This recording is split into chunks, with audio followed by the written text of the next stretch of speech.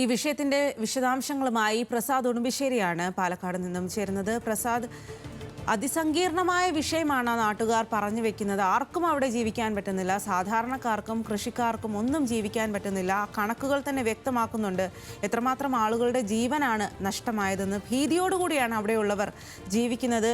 ഇതിൽ ഏതു രീതിയിലാണ് ഒരു പരിഹാരമാർഗം സാധ്യമാവുക?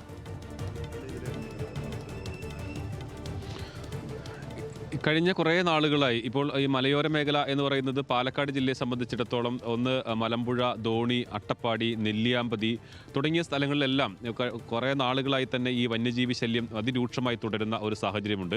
പലപ്പോഴും കാട്ടാന ആക്രമണങ്ങൾ ഉണ്ടാകുമ്പോൾ, ആളുകൾ മരിക്കുമ്പോഴും അതോടൊപ്പം തന്നെ കൃഷിനാശം ഉണ്ടാകുമ്പോഴും എല്ലാം പിന്നീട് ഈ കാട്ടാന വരാതിരിക്കാനുള്ള നടപടികൾ ഉണ്ടാകുമെന്ന് വനം വകുപ്പിൻ്റെ ഭാഗത്ത് നിന്ന് ഉറപ്പുകൾ ഉണ്ടാവുകയും കുറേയൊക്കെ പ്രവർത്തനങ്ങൾ നടത്തുകയും ചെയ്യുന്നുണ്ട്. പക്ഷേ ഇപ്പോഴും അതിനൊന്നും പരിഹാരമാകുന്നില്ല എന്നുള്ളത് തന്നെയാണ് ഇപ്പോൾ പറയുന്നത്. നേരത്തെ 2 വർഷം മുമ്പ് PT-7 ഇപ്പം ഞാൻ നിൽക്കുന്ന ധോണിയിൽ PT-7 ആയിരുന്നു ഏറ്റവും കൂടുതൽ ഇവിടെ ആളുകൾക്ക് ശല്യമായി മാറിയിരുന്നത്. പക്ഷേ പിന്നീട് PT-7 പിടികൂടിയതിന് ശേഷവും കാട്ടാന ശല്യം കുറയുന്നില്ല എന്നുള്ളത് തന്നെയാണ് അവർ പറയുന്നത്.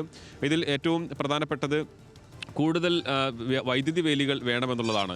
ചിലയിടങ്ങളിലെല്ലാം വൈദ്യുതി വേലികളുടെ നിർമ്മാണം പൂർത്തിയായിട്ടുണ്ട്. പക്ഷേ അത് ഇപ്പോഴും പലയിടങ്ങളിലും ഇനിയും പൂർത്തിയാകാനുണ്ട്. കർഷകർക്ക് വലിയ പരാതികൾ തന്നെയാണുള്ളത്. നമ്മളോടൊപ്പം ഈ പ്രദേശത്തെ കർഷകർ കൂടി ചേരുന്നുണ്ട്.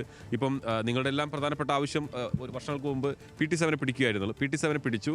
പക്ഷേ ഇപ്പോഴും കാട്ടാന ശല്യത്തിന് കുറവൊന്നുമില്ല. കാട്ടാന ശല്യം മാത്രമല്ല, കാട്ടുപന്നി ഉൾപ്പെടെയുള്ള വന്യമൃഗങ്ങളുടെ ശല്യവും തുടരുന്നുണ്ട്. ഇനി എന്താണ് ഇതിനകത്ത് നിങ്ങൾ കാണുന്ന ഒരു പരിഹാരം? എന്താണ് ഇതിൽ ഞങ്ങൾ കാണുന്നുള്ള പരിഹാരം വെച്ചാൽ, ഞങ്ങൾ 6 മാസം ബുദ്ധിമുട്ടിയിട്ട് ഉണ്ടാക്കുന്ന കൃഷി കാട്ടാന നിമിഷം കൊണ്ട് അതിനെ കേടുവരുത്തി നാശമാക്കി കളഞ്ഞുന്ന ഒരു സാഹചര്യമുണ്ട്. ഇതിൽ ഞങ്ങൾക്കറിയാൻ കഴിഞ്ഞത് സ്റ്റേറ്റ് ലെവലിൽ വെച്ചാൽ വനം മന്ത്രിൻ്റെ ലെവലിൽ ഇതിന് എന്തെങ്കിലും ഒരു പരിഹാരം കാണണം. ഇപ്പോൾ നമുക്ക് ആനയ്ക്ക് വോട്ട് വന്ന് ചെയ്യേണ്ട ഒരു അവസ്ഥയിലാണ് ഇപ്പോൾ ഇവിടുത്തെ കേരളത്തിലെ ജനപ്രതിനിധികൾ നിൽക്കുന്നത്. കാരണം വെച്ചാൽ ജനങ്ങൾക്ക് മനുഷ്യനേക്ക് വിലയില്ല. വന്യമൃഗശല്യം രൂക്ഷമായി കിടക്കുന്ന ധോണി മേഖലയിൽ.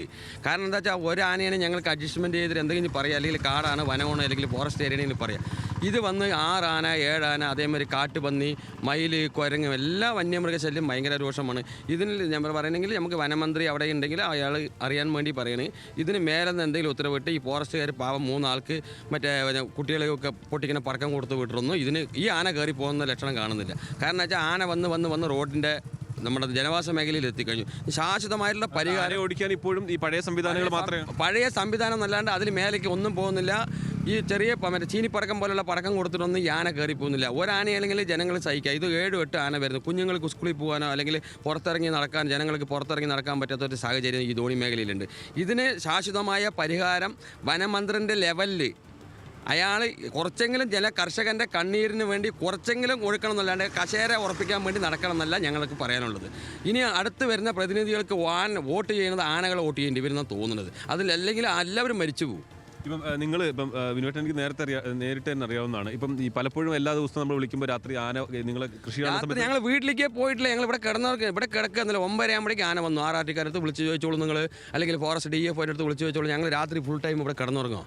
പാടത്ത് തന്നെ കിടന്ന് വെളുപ്പിന് ഇത്ര നേരം വരെ വീട്ടിലോട്ട് പോയിട്ടില്ല. പാടത്ത് തന്നെ ഞങ്ങൾ കിടക്കുകയാണ്. അപ്പോൾ ഞങ്ങൾക്ക് ഈ 6 മാസം ബുദ്ധിമുട്ടത് നിമിഷം കൊണ്ട് ആന ഇല്ലാതാക്കുന്ന ആ ഒരു സാഹചര്യം ജനങ്ങളിലേക്കും ഈ കർഷകൻ്റെ കണ്ണീരിന് കുറച്ചെങ്കിലും വില കാണണം എന്നുള്ളതാണ് വനമന്ത്രിയോട് നമുക്ക് പറയാനുള്ളത്. എന്താണ് ഇത് വളരെ കാലമായിട്ട് ഇവിടെ ഉള്ളൊരു വിഷയമാണിത്. പക്ഷേ അതിനുവേണ്ടി കുറേ സമരങ്ങളും കാര്യങ്ങളൊക്കെ കേന്ദ്ര ഗവൺമെൻറ്റിനെതിരെ അല്ലാതെയൊക്കെ നമ്മൾ ചെയ്യുന്നുണ്ട്. പക്ഷേ ഇതുവരെ ഒരു നടപടി ശാശ്വത പരിഹാരം എന്ന് പറയുന്നത് ഇലക്ട്രിക് ഫെൻസിങ് നല്ല രീതിയിൽ ഇവിടെ വന്നിട്ടില്ല ഇതുവരെ. പഴയതൊക്കെ ചെയ്ത് കുറച്ചൊക്കെ ഭാഗത്ത് ചെയ്തിട്ടുണ്ടെങ്കിലും അതൊക്കെ പോകുമ്പോൾ അതിന് മെയിൻ്റനൻസ് കാര്യമായിട്ട് നടക്കുന്നില്ല. അതുകൊണ്ട് വളരെ കാലമായിട്ട് ഈ ബുദ്ധിമുട്ട് ഇവിടെ നേരിടുകയാണ്. ഇതിനെതിരെ സമരങ്ങളും കാര്യങ്ങളൊക്കെ പല പ്രാവശ്യം ചെയ്തിട്ടുണ്ട്, ഇപ്പോഴും ചെയ്തുകൊണ്ടിരിക്കുന്നുണ്ട്. പക്ഷേ ഇത് കൃത്യമായ ഫെൻസിങ് ഇല്ല എന്നുള്ളതാണോ? അതെ, ഫെൻസിങ്ങിൻ്റെ വളരെ മോശമാണ്. അത് ഫെൻസിങ് പറഞ്ഞ് കുറച്ച് നേരം പണിയെടുക്കും, അത് പോകും. പിന്നെ വള്ളി ഇതൊക്കെ കയറി അത് നാശമായിട്ട് പോകണം. മെയിൻ കാട്ടിലുള്ള വന്യമൃഗങ്ങൾ ഇങ്ങോട്ട് ഇറങ്ങാണ്ടിരിക്കാൻ നല്ല ഡിച്ച് പോലുള്ള സംവിധാനത്തോടു കൂടി ഇല്ലാതെ നടക്കില്ല. ഫെൻസിങ് പറയുമ്പോൾ അതൊക്കെ 2 ദിവസം ഇറങ്ങി മരം കൊമ്പും ഇതൊക്കെ അടിച്ചിട്ട് പൊട്ടിച്ച് കളയണം. ഇതിന് നേരത്തെ സൂചിപ്പിച്ച പോലെ കർഷകർക്ക് അവരുടെ വിളവെടുക്കാനുള്ള സംവിധാനം ഗവൺമെൻറ്റിൻ്റെ ഭാഗത്ത് 100% ഉണ്ടായി പറ്റൂ. വളരെ മോശപ്പെട്ട രീതിയിലാണ് പോയിക്കൊണ്ടിരിക്കുന്നത്. രാത്രി 9 മണിയാകുമ്പോഴേക്കാണ് ഈ നേരത്തെ PT-7 കഥ പറഞ്ഞപ്പോൾ അത് ഒരാനയാണ്. ഇപ്പോൾ 7-8 ആനയാണ് നേരത്തെ സൂചിപ്പിച്ച പോലെ കുട്ടികളടക്കം പുറത്തിറങ്ങാൻ പറ്റാത്തൊരു സാഹചര്യമാണ് ഈ ധോണി പ്രദേശം. അതിനുള്ള സംവിധാനം ഗവൺമെൻറ്റിൻ്റെ ഭാഗത്ത് ഉണ്ടാകണം എന്നാണ് ഇവിടെയുള്ള നാട്ടുകാരും അല്ലെങ്കിൽ കൃഷിക്കാരായ RRT ഇപ്പോൾ പല പ്രാവശ്യം ആനശല്യം ഉണ്ടാകുമ്പോഴാണ് പിന്നെ RRT നമ്മൾ കൂടുതൽ സജീവമാക്കുമെന്ന് വനം വകുപ്പ് പറയുന്നത്. നിങ്ങളുടെ ഒരു അനുഭവം എന്താണ്? RRTക്ക് സ്ട്രെങ്ത് കുറവാണോ? ആളുകളുടെ എണ്ണം കുറവായതുകൊണ്ടാണോ അതോ കൂടുതൽ വേണമെന്നുള്ളതാണോ? RRTയുടെ ഇന്നലെ ഞങ്ങൾ പിന്നെ DFOനെ നേരിട്ട് കണ്ടിരുന്നു. ഞാനാണ് പോയത്. അപ്പോൾ പിന്നെ RRT അവർ പറയുന്നത് വാഹനമില്ല, RRTയിൽ സ്ട്രെങ്ത് ഇല്ല, നിങ്ങൾ വിളിക്കുമ്പോൾ ചിലപ്പോൾ ഞങ്ങൾ വേറെ എവിടെയെങ്കിലും ആയിരിക്കും. മുണ്ടൂരുണ്ട് ആന, അതുപോലെ തന്നെ പിന്നെ വാളയാർ ഭാഗത്തുണ്ട്. ഇവിടെയൊക്കെ ഞങ്ങൾ പോയി ഞങ്ങൾക്ക് ഓടിയെത്താൻ ഞങ്ങൾക്ക് കഴിയില്ല. അത് ഞങ്ങൾക്കൊരു വലിയ ബുദ്ധിമുട്ടാണ്. വണ്ടിയുടെ നിലവിലൊരു വണ്ടിയുണ്ട്, കേടുവന്ന് കിടക്കുകയാണ്. ഇപ്പോൾ വേറൊരു വണ്ടി സെറ്റപ്പൊക്കെ ചെയ്തിട്ട് നിങ്ങളുടെയൊക്കെ ബുദ്ധിമുട്ട് ആലോചിച്ച് ഞങ്ങൾ വേറെ വണ്ടി വിട്ടിട്ടുണ്ട്. എന്തായാലും നിങ്ങൾക്കൊരു പിന്നെ ഒരു RRT ടീമിനെ ഒരു 6-7 പേരെ ഇവിടെ ഇന്നലെ തരാമെന്ന് പറഞ്ഞു. തന്നിട്ടുണ്ടെന്ന് വിചാരിക്കുന്നു. ഇന്നലെ ഞാൻ രാത്രി ഇങ്ങോട്ട് വന്നിട്ടുണ്ടായിരുന്നില്ല. അപ്പോൾ അവർ പിന്നെ ഇന്നലെ ഒരു RRT പിന്നെ ഒരു ടീമിനെ ഒരു വണ്ടിയും ഇവിടെ വെച്ചിട്ടുണ്ടായിരുന്നു. അതാണ് ഇന്നലെ വൈകിട്ട് ആന വന്നപ്പോൾ പിന്നെ തൽക്കാലം ബുദ്ധിമുട്ടൊന്നും ഇല്ലാത്ത രീതിയിൽ പിന്നെ അവർ RRT പിന്നെ ആനയെ ഓടിച്ചു വിട്ടാക്കിയത് ചെയ്ത്. പക്ഷേ ആന വരുന്നത് കിട്ടി 7 ഒരു ആനയായിരുന്നു. ഇപ്പോൾ 8-9 ആന കൂട്ടത്തോടെ വരികയാണ്. ഈ ഭാഗത്ത് ഒരു 6 എന്ന് പറഞ്ഞാൽ ഈ പുറത്തുനിന്ന് ഒരു 7 വരും. ഇതാണ് അവസ്ഥ. കാരണം പിന്നെ ഈ കർഷകർ പിന്നെ 6 മാസക്കാലം ഇത് നോക്കി പിന്നെ കടം വാങ്ങിച്ചിട്ടും. ഒരു മിനിറ്റ്.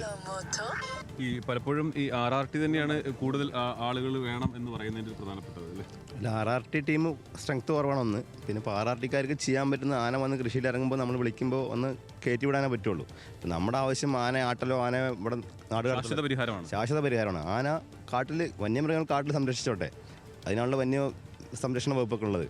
ഇപ്പോൾ നാട്ടിലേക്ക് ഇറങ്ങാതെ നോക്കേണ്ടത് വനം വകുപ്പിൻ്റെ ഒരു ഉത്തരവാദിത്വമാണ്. അപ്പോൾ അതുകൊണ്ട് നമുക്ക് ശാശ്വതമായിട്ട് എന്താണോ അതിന് എന്താ ചെയ്യാൻ പറ്റുക. ഇപ്പോൾ റെയിൽ ഫെൻസിങ് പോലുള്ള സംവിധാനങ്ങൾ പല ഭാഗത്തും വിജയമാണെന്ന് പറയുന്നത് കേട്ടോ, നമുക്കറിയില്ലെങ്കിലും. പക്ഷെ അങ്ങനെയുള്ള ശക്തമായ ഫെൻസിങ് ഇട്ടിട്ട് ഇവിടെ ഒരു വന്യമൃഗങ്ങളും നാട്ടിലോട്ട് ഇറങ്ങാത്ത രീതിയിലുള്ള സംവിധാനം ചെയ്യാൻ വനം വകുപ്പ് ചെയ്യണം. അല്ലാണ്ട് വെറുതെ ആന വരുമ്പോൾ 4 പടക്കം പൊട്ടിച്ച് ഓട്ടി പിടിച്ച് നാട്ടുകാരും RRTക്കാരും വിളിക്കുമ്പോൾ വരും, അവർ അടിച്ചു വിടും. അവർക്ക് അത്രേ പറ്റുള്ളൂ. അവർക്ക് ആകെ 4 പടക്കമാണ് അവരുടെ കയ്യിലുള്ളൂ, വേറെ ഒന്നുമില്ല. അവരുടെ സുരക്ഷയും കൂടി അവർ നോക്കണം, നമ്മുടെ നാട്ടുകാരോട് ചെയ്യുന്നത്. പക്ഷെ അതല്ല നമുക്ക് ആവശ്യം.